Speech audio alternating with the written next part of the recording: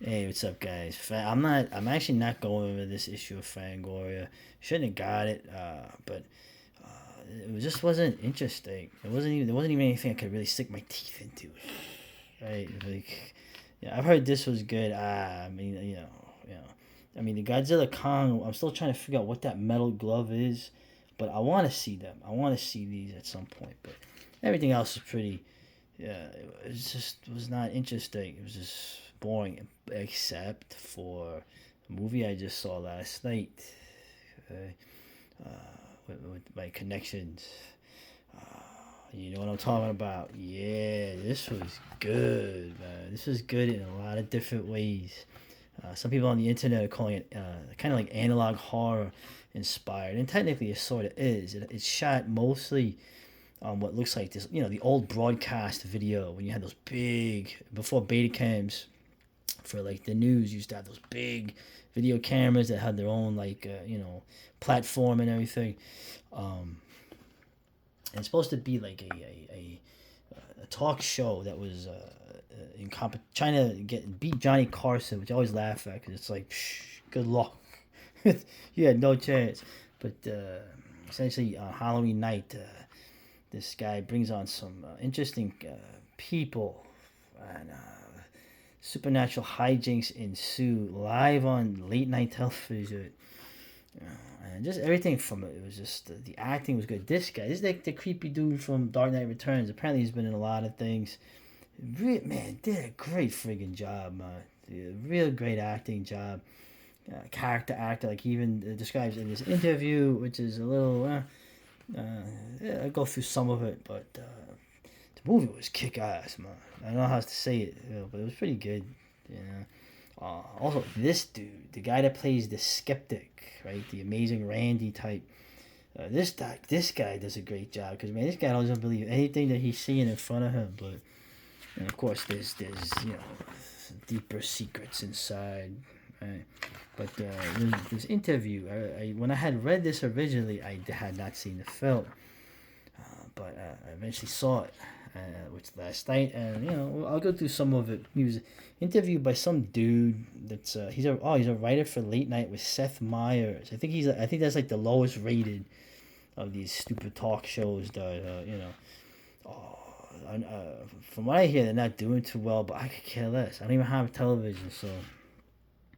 But the apparently he's a horror fan. Of course, what I like about this actor is he's also, I think he actually writes that comic, the uh, the one with the alcoholic horror hostess who gets into real life supernatural adventures. So this guy has written for comics. But anyway, let's get into the thing here. There's this. The question is also the very. I mean, whatever. I'm not gonna rip on. I mean, I don't really give a shit about this dude. You can see. I don't have to say nothing when I read what is written. You can see like the kind of where we're at today. I mean, this dude is all right. This dude's like my age, so he's still kind of cool despite everything. But we'll go here. So, all right. How'd I do with the intro? That's definitely not my job here. I mostly just write Ron DeSantis jokes. Yeah, that's the interviewee. So, isn't it amazing? You literally have the biggest friggin' gaff president that you ever had in history, and not a damn word, not not one crack. So instead you go on boring cucks like DeSantis. So you go through here, right? Right. These no. What do you recognize foremost? Right. The 30 seconds of screen time in the Dark Knight. Right. He was the creepy Joker henchman that was disguised as the cop. Right. But I thought it was interesting here. Right. He mentions what I mentioned. What is the best kind of actor? What is the best actor to be? The character actor. You to play the hero, the leading role, the theme, whatever. To be the creepy dude that dies horribly, and begs for his life, and it's just like Donald Pleasance as an example. That's the best acting to be. That's the best roles to play. I have this weird and wonderful world. Right? I'm a sniper's character actor, right? I slither around and play these really cool roles, right? In this weird, wonderful world, but I can still get my kids Chipotle. Yeah. We'll go here. And apparently, he's a big horror fan. He actually has a horror host character alter ego, Dr. Fearless. That's interesting. We talk about alter egos with YouTube channels and music. So we come here and what is this? Yeah, he's actually written films too. That's cool. That's how it should be, man. You're not just I'm just an actor. I just show up for the thing. It's like you want to create your own stuff, right? And see, apparently in L.A. there's a coffee shop called Horror Vibes. I think I know where that is. It's around the corner from I think a lot of those those tarp tents that are on the side by the liquor store. Yeah. So and yes, when you see this film at the end, I watched the credits because I was wondering if there'd be something at the end. I'm one of those dudes. And then they started thanking I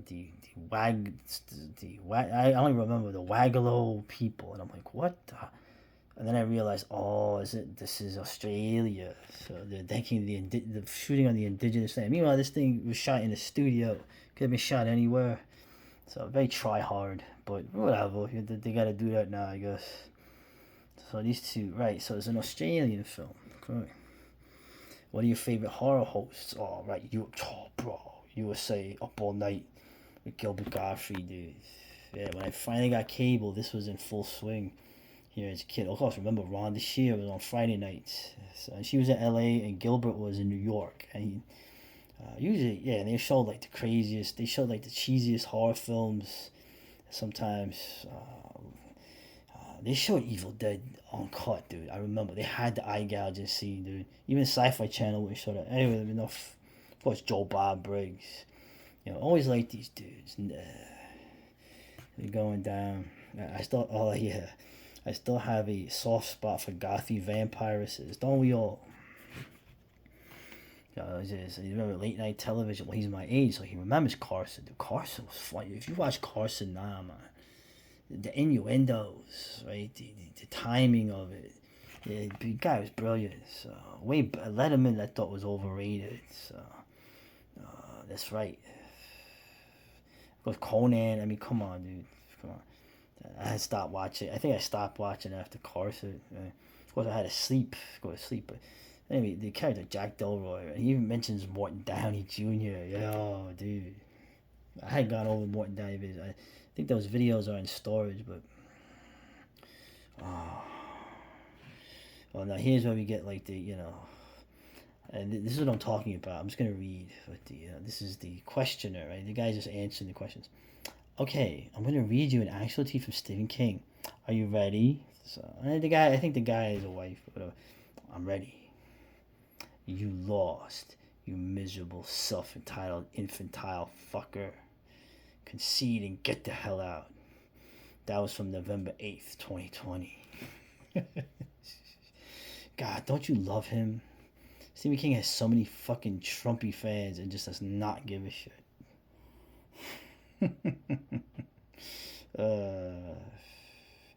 Yeah, it's kind of funny too. Cause, I mean, I'm not gonna even give my own view of it, which is actually more nuanced than what you might think. But yeah, he's actually saying Stephen King doesn't care about his fans. I used to think The Shining was my favorite thing he'd ever written, but now it's this tweet. It's like fuck.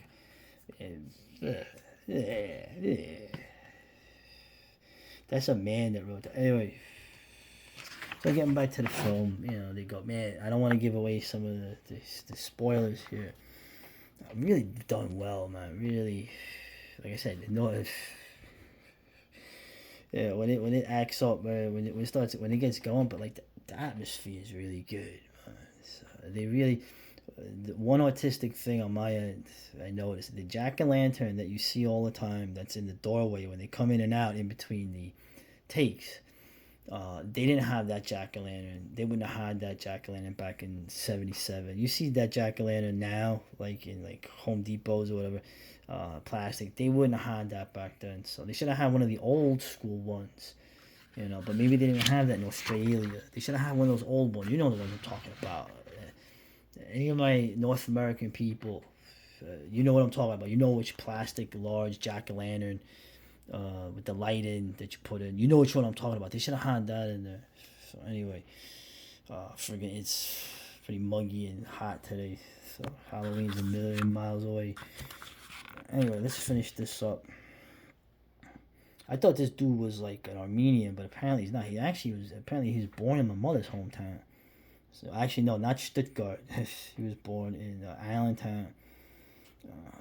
But he apparently he's half Iranian, Persian. Right? Is late night television today better or worse than it was in the 70s? Shit. Late night television is better today. Have you seen these assholes? Oh, I'm sorry. He's talking to one of the main writers for the. There's so many problematic. Oh, dude, come on, dude, come on, man. You're my age, dude. Yeah, I was picked on too, and I was a gothy, and no one understood me too, right? All right, so there's so many problematic things about 70s late night. You know, like actual humor and funniness, and innuendos. 80s late night, 90s late night.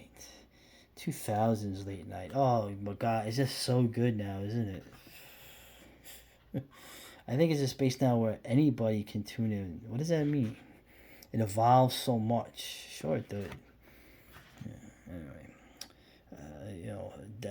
drinking with Seth Meyers, carpool karaoke with that fat British jerk off who I hear is a big asshole in New York. We're having a conversation with let's just say this dude, right? This dude thought he was just so friggin' smart, right? So, and he's been just looking like an idiot really bad in the last couple of years. Why? Because the bar is getting set well beyond Mar now, and you see him.